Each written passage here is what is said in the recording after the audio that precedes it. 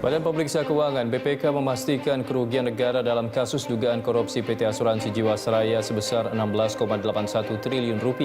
Hal itu terdiri dari kerugian negara investasi saham sebesar Rp4,65 triliun dan kerugian negara akibat investasi dari reksadana sebesar Rp12,16 triliun.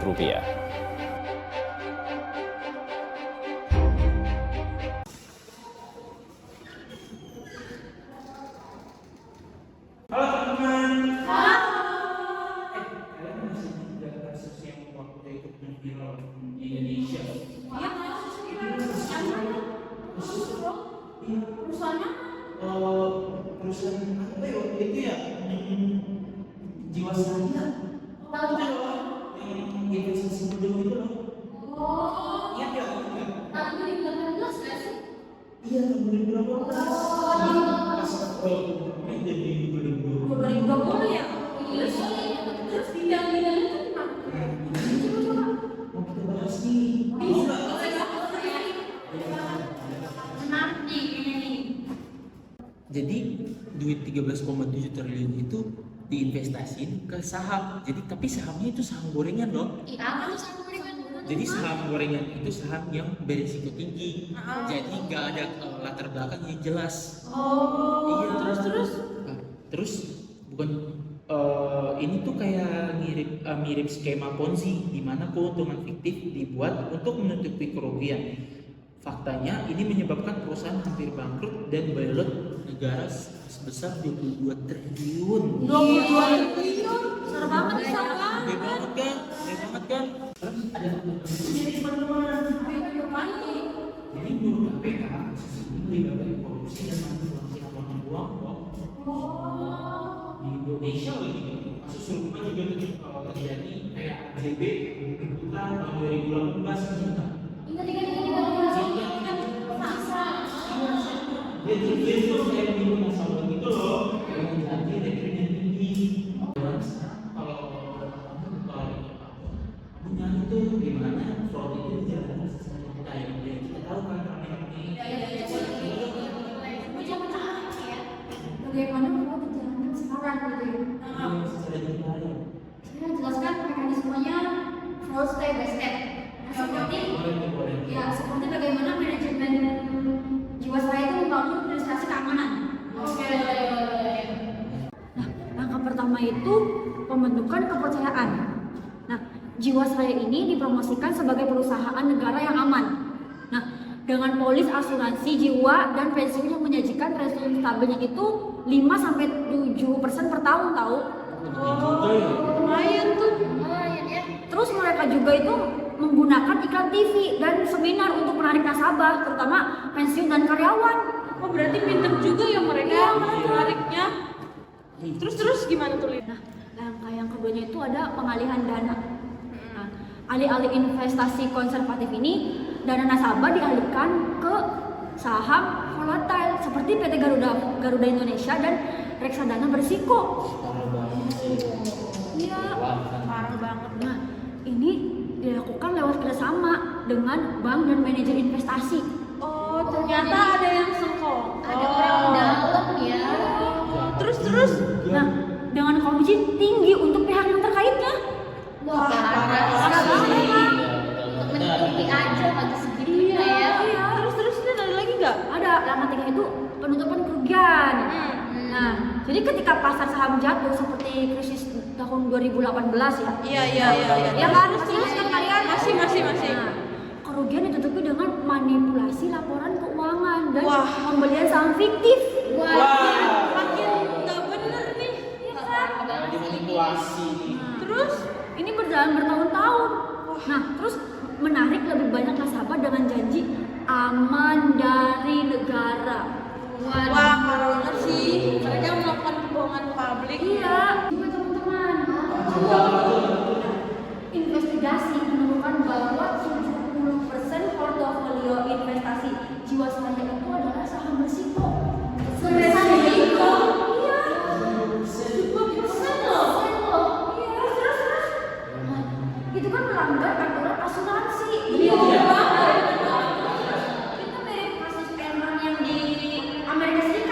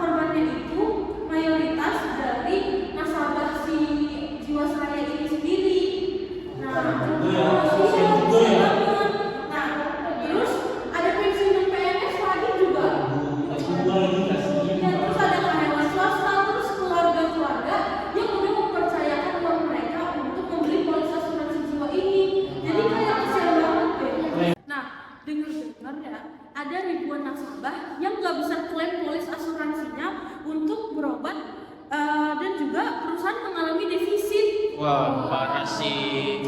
Emang sih parah banget. Nah terus tau gak sih kalian, ternyata hal ini juga berdampak pada dampak finansial mereka sendiri. Kan tadi udah disebutin tuh tadi sama Yopi, kalau misalkan mereka mengalami kerugian sebesar 16,8 triliun dan juga ditambah biaya negara tadi sebesar 22 triliun. Kan ini jadinya membuat si Jiwasraya ini diambil alih kepemilikannya sama negara pada tahun 2020. Makanya kasus ini bisa terungkap, teman-teman. Oke, juga benar banget itu. Iya, benar banget Tin. Nah, terus tadi kan Ali nanya tuh dampak psikologinya gimana? Iya. Ternyata data tuh menunjukkan kalau banyak nasabah itu berakhir stres dan terganggu kejiwaannya. Pasti. Benar banget ya Mas. Kasian Karena banget siapa sih. sih yang nggak sedih kehilangan uang sebanyak itu kan? Terus ternyata sebagian dari nasabah ini juga ada nih yang melakukan demo di depan gedung si Jiwasraya ini. Ya jelas sih, soalnya kan kepercayaan masyarakat jadi menurun. Iya, malah dipermainin. Nah, jadi menurun drastis. Terus hal ini kan juga akan mempengaruhi ekonomi Indonesia karena uang pensiun nasabah ini hilang. Itu sih. Teman-teman, jadi ada nih fakta pendukung yang ditemukan. Jadi KPK ini melaporkan ada sekiranya kurang lebih 13.000 dari nasabah yang terdampak secara langsung. Itu seperti yang besar banget ya. Masih sampai separah itu. Nah, kira-kira ada yang tahu nggak sih gimana sih kasus fraud ini bisa akhirnya terungkap oleh? Jadi kalau itu terungkap karena ada penemuan dan investigasi. Jadi kita lihat bagaimana standar itu terungkap. Seperti kayak yang gitu.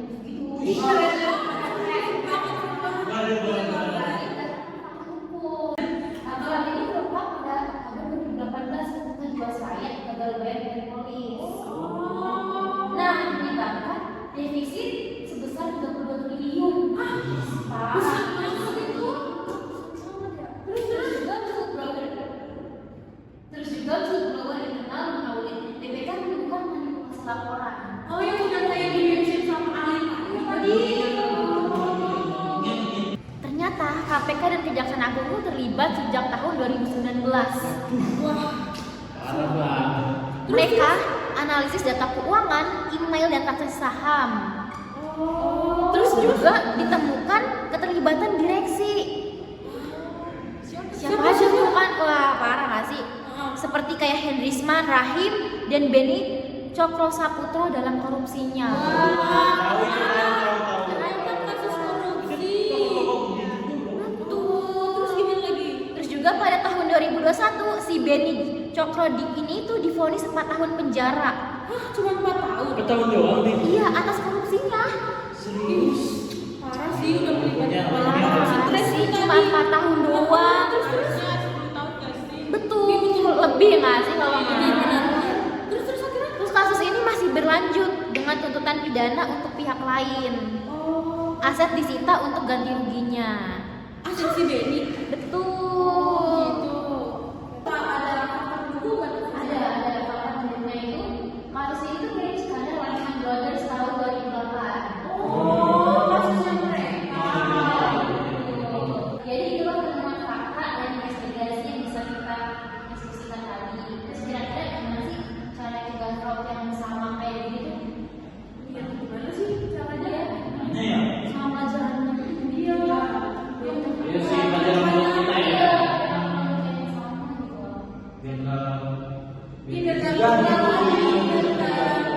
Jadi pelajaran dan pencegahan yang dapat kita ambil dari kasus ini yaitu fraud ini terjadi karena lemahnya pengawasan internal dan godaan keuntungan cepat.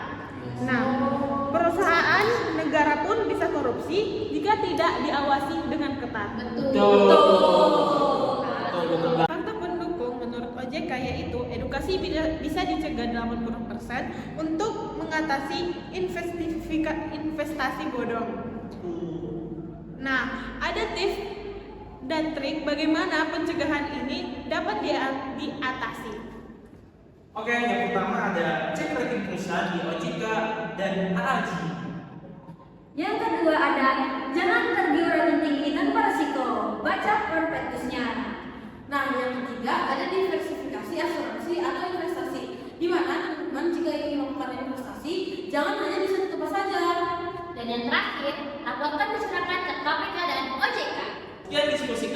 membahas tentang PT Jiwasraya. Demikian hasil diskusi kami, kiranya hasil diskusi kami bisa bermanfaat bagi teman-teman. Jangan lupa tips and triknya. Terima kasih. Dadah.